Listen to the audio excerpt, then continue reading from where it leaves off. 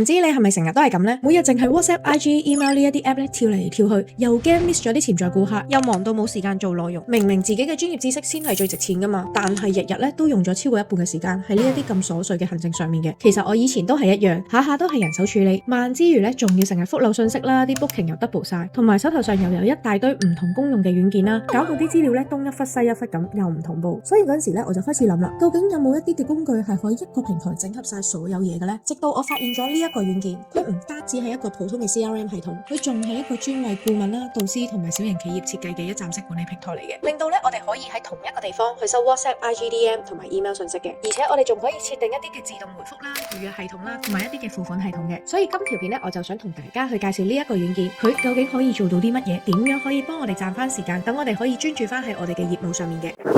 大家好，我係 Ecom Planner 嘅阿 Jan。如果你都想用更加聰明同輕鬆嘅方法去經營你嘅品牌，吸引理想嘅客戶嘅話，咁呢一度咧就啱晒你啦。我哋呢一個 channel 咧會教你點樣用各種嘅行銷策略啦同工具嘅應用，幫你釋放翻時間，專注翻喺你嘅專業知識度。如果你仲想知更加多有啲乜嘢好使好用嘅工具嘅話，咁就記得訂閱我哋啦，同埋撳埋隔籬嘅鐘仔。咁當我哋出咗實用嘅教學影片嘅時候，你就會即時收到通知噶啦。好啦，講翻轉頭啦，對於我哋呢啲創業嘅人嚟講，最寶貴嘅資產咧就係我哋嘅時間同埋專業。但係現實上面咧，我哋就成日用咗好多時間咧喺呢一啲瑣碎嘅營養上面嘅，最後咧就搞到我哋啲精力咧透支晒。就好似我之前咁啦，我要同一個同學約時間嘅話，我首先要開咗個 Excel 啦，去對翻佢個身份先啦，之後再去 Google Calendar 睇一睇有冇啲咩時間係可以 booking 嘅，一來一回嘅信息夾好晒時間啦，再去 Zoom 度整翻條 link send 俾佢，仲要有時咧睇錯時間，搞到啲 booking 咧撞晒期嘅。直至我揾到呢個 Go High Level， 咁佢簡化咗我大量嘅行政任務啦，例如收集潛在顧客名單啦、預約時間啦，去到成交之後自動 send 課程連結俾佢，呢一啲咧都可以喺呢一個平台度一次過做晒嘅，令到我可以咧更加專注喺教學上面。咁所以嚟緊咧會同大家示範3大嘅高效工作流程，可以喺呢一個 high level 度做到嘅。當然啦，佢唔止係我所講嘅呢3個功能，佢其實仲有好多唔同各式各樣嘅功能。只不過咧呢3大功能咧，我相信大部分人都啱用啦，亦都係你啱啱開始使用呢一個軟件嘅時候一個唔錯嘅入門流程嚟嘅。咁如果大家聽完之後都有興趣去用呢一個軟件嘅話，我已經將呢一個軟件嘅 link 咧擺咗喺我哋影片樓下嘅 info box 度嘅，撳落去咧佢有14日嘅免費試用，咁大家咧就可以喺呢14日裏面咧去試下玩下呢一個軟件啦。如果你哋撳咗樓下 info box 嘅連結咧，你就會嚟到呢一頁啦，你就會見到有一個14日嘅免費試用嘅，咁我哋就會撳落去。喺呢度咧，我哋就去填翻我哋嘅個人資料啦。咁其他公司名啊呢啲名咧都可以之後改嘅。咁但係 email 啊同電話咧，我哋就會去攞嚟做驗證啦。所以你依家填咧就最好填翻你日後會用嘅電話啦。咁我哋呢度會有2個 plan 啦，直接揀97蚊呢個 starter 嘅 plan 就夠啦。基本上呢一個 plan 咧就已經好夠用噶啦。然後我哋就可以去填翻個卡嘅 number 啦。咁我哋就剔咗呢一個嘅私隱條款啦，我哋就可以開我哋嘅 account 啦。之後我哋就可以跟住呢一個嘅指示啦，去改翻我哋嘅密碼啦，同埋簡單答完啲問題，你就可以正式可以使用噶啦。咁你就會入到嚟呢一個頁面啦，就代表你成功登記咗啦。咁我哋嚟到呢一個位呢，某程度上呢，我哋未叫做入後台嘅，我哋就要去翻左手邊呢一度 click here， 去揾翻你嘅 account 啦。呢一個就係正式係我哋嘅後台噶啦。咁點樣去 set 呢？其實佢都係有好清晰嘅指示啦。你望住呢一度呢，逐層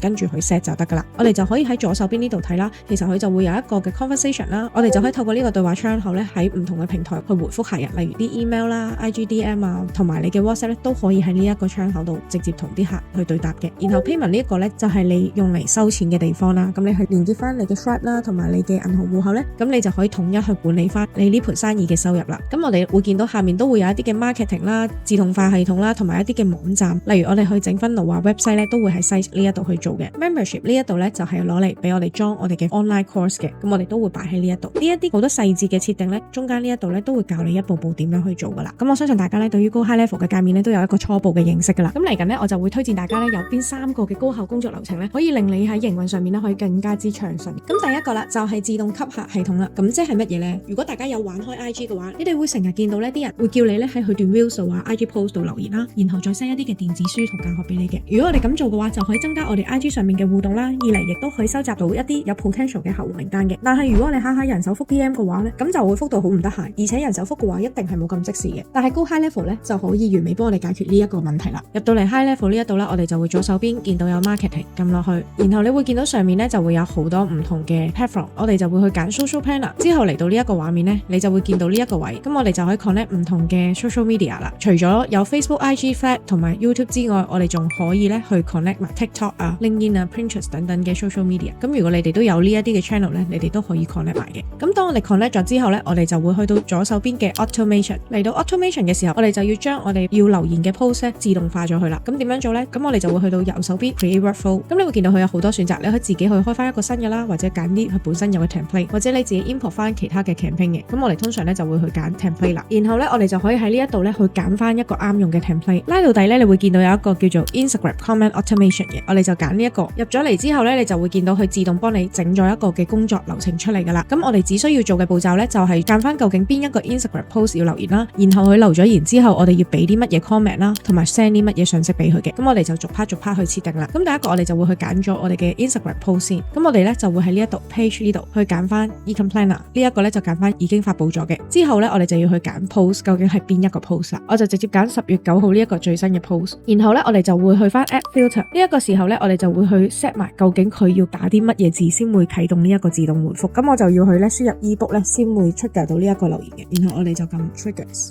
咁之後我哋就要去設定翻啦，當佢去留言 ebook 嘅時候，我哋究竟會覆佢啲乜嘢呢？咁我就會寫翻幾個信息嘅。咁我咧就寫咗2個，呢2個咧就會 random 咧去 send 俾個客人嘅。咁你亦都可以整多幾個唔同嘅回覆啦，等佢睇落去個回覆咧冇咁死板啦。之後我哋就會再去 set 究竟我哋 DM 佢嘅時候真正要 send 嘅內容係啲乜嘢啦。撳咗入嚟之後，我哋上面呢啲位唔使改噶啦，直接咧就喺呢一個信息度改翻先。感謝你嘅分享啦，同埋可以點擊以下按鈕。咁而按鈕咧個掣我就會去輸入翻拎取電子書嗰個連結啦。然後下一個咧我哋就唔需要嘅，交叉咗佢。之後其他都唔使 set 噶啦，之後我哋就撳 save actions。咁你就已經砌好咗 IG 自動回覆嘅流程啦。咁我哋就再 publish 咗佢啦，之後再 save。咁電子書登記頁面我哋可以點樣去整呢？咁我哋就會出翻嚟啦，去翻左手邊 site， 我哋就會喺呢度 form 呢度去收集觀眾嘅名同埋電郵嘅。當然啦，如果你想收集埋佢電話嘅話，你就可以喺左手邊呢度將電話呢一個咧拉埋落去，然後去收集佢啦。咁因為唔係個個人都願意留電話啦，為咗唔想減低佢哋拎電子書嘅慾望咧，就咁收集佢哋嘅電郵同個名就夠啦。咁整好咗之後，我哋就可以去下一頁 settings 去寫翻究竟佢交完之後你會有啲乜嘢信息俾佢呢？咁我就會簡單咁講話個電子書已經 send 咗去你郵箱啦。而呢一度 submission 咧，你就可以好清楚睇到究竟有啲乜嘢人領取咗電子書嘅。咁就咁一張 form 咧都仲未得嘅，我哋要將呢一張 form 咧擺喺一頁嘅網頁度，等啲人咧可以去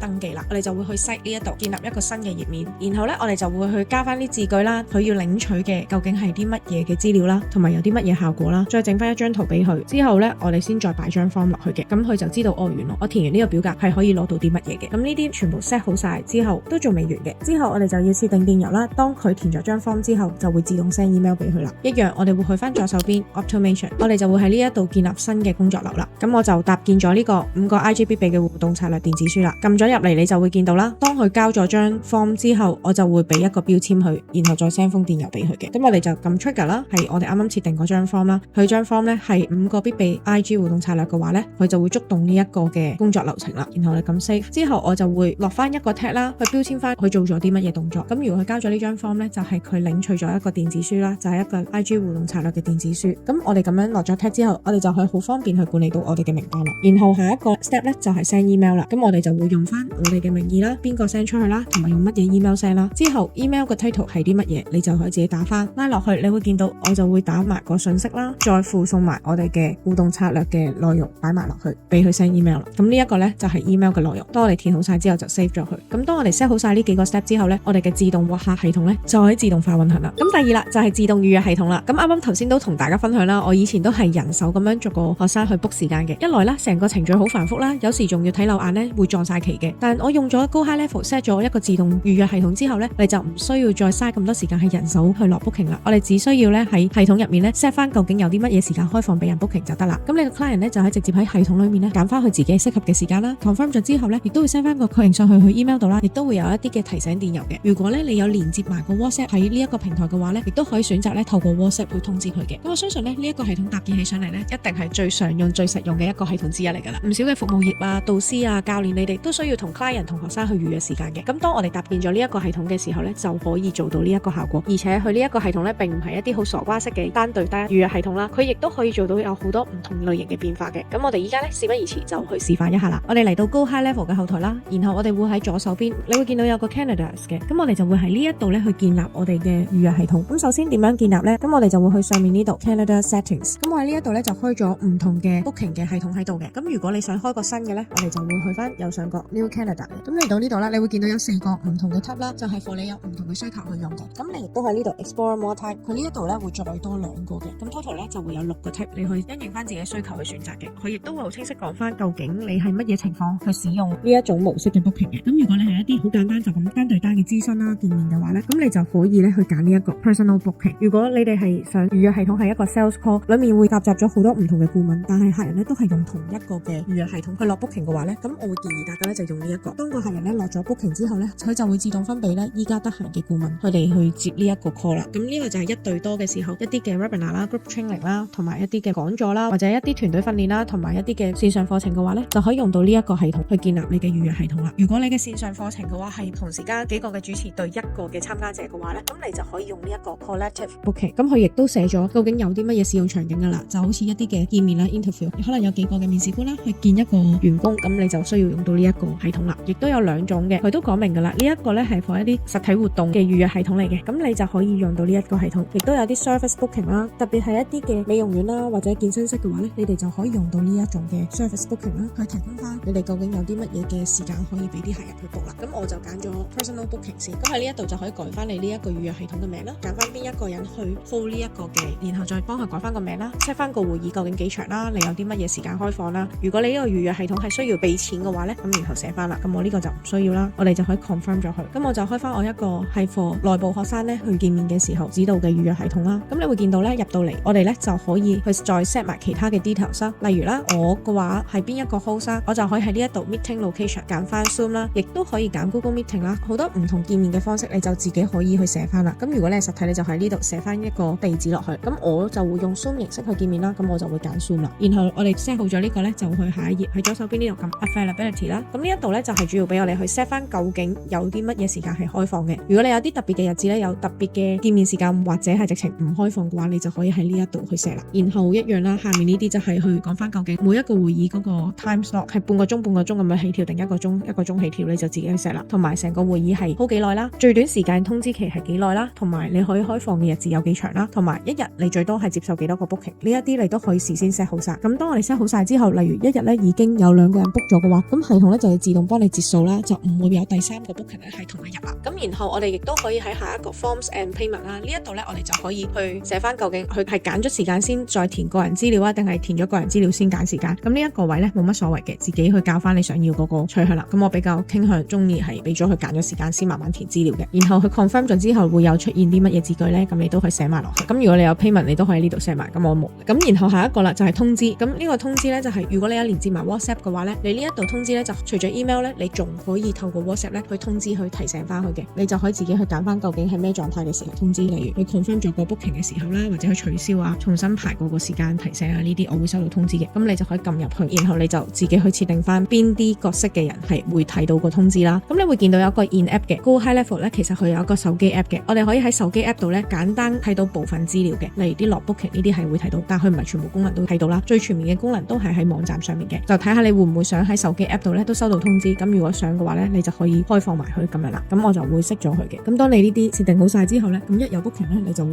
好快可以收到通知噶啦。當有個 booking 嘅話，可以同時間咧 update 埋落去我哋嘅 Google 啊或者 Outlook 嘅 Canada 嗰度嘅。咁呢個你就去自己去打埋啦。然後咧，佢呢一度就可以俾你設定翻啦一啲取消或者重新安排，例如啲顧客取消或者重新安排最少要幾耐咧？可能係要1日前啦。咁你呢度可以寫翻俾我哋先。咁去到最後一 part 咧就係 customize 呢一個位咧，你就可以去揀翻自己嘅品牌顏色啦，同埋背景，同埋你嗰個預約個字個字眼究竟係乜嘢嘅字咧？咁你自己都可以去打翻落去。當我哋呢啲收好晒咧，我哋就去 save 咗佢，我哋就整完咗一個嘅預約系統啦。咁點樣去睇咧？我哋就可以喺呢一度啦 ，Share Canada 撳落去咧，你就見到佢有好多唔同嘅形式咧，可以俾你去 send 呢一條 link 嘅。我哋就會直接將呢個 scheduling copy 咗去 send 俾我哋嘅顧客或者我哋嘅學生啦。咁如果你話我呢一個預約系統唔係想長期開放嘅，有一次性嘅，我哋就可以用呢一個 one time link 啦。咁呢一個 one time link 咧就係當佢 book 咗一次之後咧，佢就會消失咗，就冇得再用呢一條連結咧去翻個預約系統去 book 嘅。咁如果有需要嘅話，大家就可以用呢一個模式去 send 條 link 俾顧客啦，或者你係直接將呢一個嘅 booking 嘅時間咧係放落去你嘅網站度咧，咁我哋亦都可以用到 embed code 啦，將呢一個字樣 copy 咗去擺喺網頁上面啦。咁啲人想去到嗰個頁面咧，就可以落 booking 咁樣都得嘅。咁大家咧就可以好好咁樣去利用呢一個系統啦，去幫你減少呢一啲嘅溝通成本啦。第3就係線上課程管理啦。咁如果咧咧你係一個有線上課程嘅導師咧，我相信咧你會好中意呢一個功能嘅。平時我哋去管理我哋嘅線上課程咧，我哋會用 Kajabi 啦，或者 Teachable 啦，或者 ClickFunnels 啦等等呢啲嘅平台咧去裝我哋嘅線上課程嘅。然後會員社群咧，我哋再特登咧去裝另一個軟件，例如 Scoot 啦呢一啲嘅會員社群嘅軟件啦。咁樣嘅話咧，我哋就要用好多唔同嘅軟件去管理資料咧，一啲都唔集中啦，亦都分到會散嘅。但係Go High Level咧就唔同啦，可以將我哋嘅會員社群啦，同埋我哋嘅課程管理咧，可以集結喺同一個平台裏面，一次過搞掂晒嘅。我哋可以喺Go High Level裏面咧去擺我哋嘅教學影片啦。咁我哋亦都可以咧去透過唔同嘅設計啦，例如學生入咗嚟完成咗功課啦，先會再開放下一個階段嘅課程俾佢睇。咁樣嘅話咧，我哋就可以追蹤到每一個學生入到嚟嘅學習進度啦。咁事不宜遲，我就依家去示範一下我哋可以點樣去做啦。好啦，一樣我哋嚟到Go High Level嘅後台啦，我哋會喺左手邊嗰度掃落去，有一個叫 Membership。咁撳咗入嚟之後，你就會見到啦，呢一度咧就係我哋嘅學院嘅 Dashboard 啦，我哋嘅學院嘅連結喺呢一度啦，我哋就可以喺呢個 Courses Product 呢一度建立課程啦。喺右上角 Create。咁如果你本身嘅線上課程喺 Kajabi 嘅話，非常好啦，你可以直接 import 翻落嚟。咁如果冇嘅話都唔緊要，我哋可以直接喺呢一度開個新嘅，然後咧我哋就再去揀究竟我哋要嘅係邊一個嘅課程啦。咁我就直接喺呢一度啦 ，Spring Course Building， 然後改翻個課程名啦，然後我哋撳 Create。咁我哋就可以喺呢一度去搭建我哋課程啦。如果你個課程有分唔同嘅階段，你亦都可以喺上面呢度 Product Structure， 然後加個 Category 去當一個嘅階段。咁我哋就可以喺下面加每一堂嘅影片，例如 Create 啦。然後我就會喺呢一度咧去放我嘅錄音啦或者影片上去，之後再將呢一堂嘅題目寫落去啦。裏面有一啲乜嘢嘅應用咧，你都可以喺下面呢度去寫嘅。之後如果呢一堂有一啲相關嘅素材咧，你就可以喺右下角呢個 Attached File 度擺翻上去。當我哋整好晒啦，我哋就可以 publish 咗去。咁如此類推啦，我哋就可以擺晒唔同嘅課堂喺晒裏面啦。咁除咗加課堂之後，我哋仲可以加其他嘢嘅。我哋可以喺呢度撳個加號，你見到又可以加每一堂啦，亦都可以喺呢一個嘅分類裏面再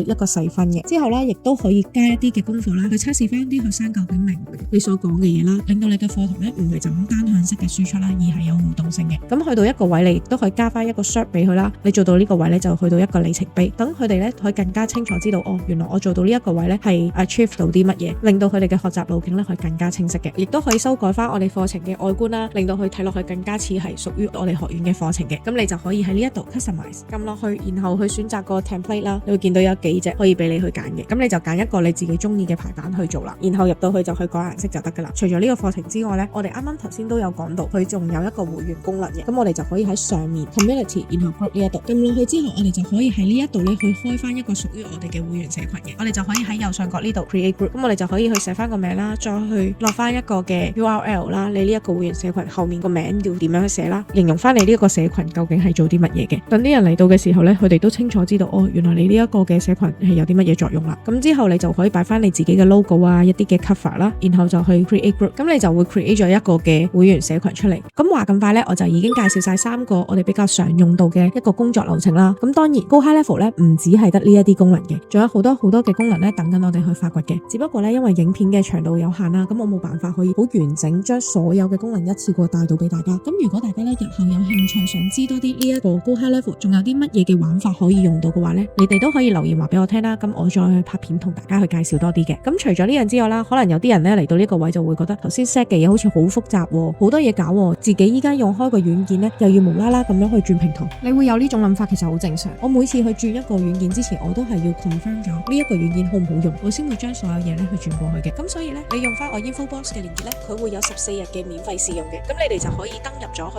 玩下先，例如 IG Post 嘅自動回覆系統啦，同埋一啲嘅預約系統，先喺Go High Level呢一個平台咧去建立咗呢一啲嘅系統先。咁用落你真係覺得好用啦，先再考慮咧將其他嘅流程咧再慢慢咁樣加入去，逐步去換都得嘅。咁另外啦，頭先介紹軟件嘅時候我都有帶到啦，呢一個嘅軟件咧，其實佢每個月咧都要97蚊嘅，聽落去一啲都唔平嘅。但係其實你諗下，平時我哋去搭建一個網站嘅分流啦，做電郵行銷啦，做一啲嘅預約系統啊，同埋一啲自動對答嘅系統咧，其實你自己心水清計一計嘅話，呢一啲嘅軟件加埋埋咧，每個月使嘅錢咧絕對唔止係97蚊美金嘅。而佢一個平台可以幫你完全咁取代咗你嘅電郵行銷嘅軟件啦、預約系統嘅軟件啦、自動對答機械人嘅軟件同埋線上課程嘅平台軟件嘅費用，用97蚊一個月嘅價錢就可以 KO 晒呢一啲軟件咧，係絕對物超所值嘅。所以其實咧呢一個軟件咧，我係非常之推薦大家去用嘅，同埋佢有14日嘅免費試用，大家可以先試咗先。如果覺得真係唔好用，先停咗佢都未遲嘅。咁頭先咧我都係好粗略咁樣講解咗有邊3個嘅工作流程係比較實用啦。咁但係咧仲有好多嘅細節位咧，我冇辦法喺一條片裏面咧講解晒啦，所以特登整咗一本電子書啦，就係如何搭建高轉換銷售分流嘅。咁裏面咧我就會詳細講解到成個嘅分流系統咧，我哋點樣可以透過呢一個Go High Level嘅軟件言去搭建嘅。咁如果大家有興趣嘅話，就可以去